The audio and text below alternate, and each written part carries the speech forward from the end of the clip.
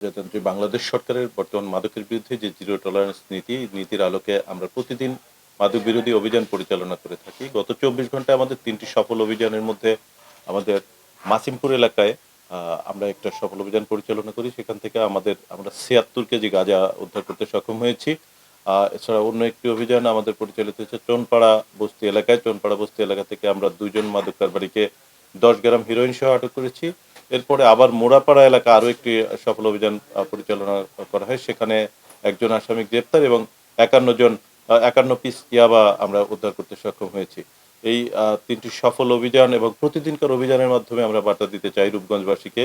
রূপগঞ্জের মানুষ যেন এই মাদক সেবন এবং বিক্রয়ের পথ থেকে সরে এসে অন্য পেশায় নিজেদেরকে নিয়োজিত করে। আমাদের এই কঠোর অভিযান এটা প্রতিদিনকার ন্যায় এটা অব্যাহত থাকবে। রূপগঞ্জের মানুষকে এই মাদক বিমুখ করার জন্য আমরা প্রতিনিয়ত বিভিন্ন স্থানে বিভিন্ন সচেতনতামূলক বিভিন্ন প্রোগ্রাম করে থাকি স্থানীয় জনসাধারণকে সম্পৃক্ত করে।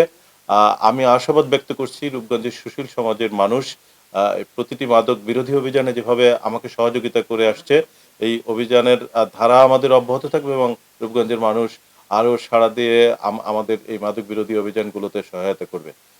ইনশাল্লাহ আমাদের এই অভিযান চলমান থাকবে।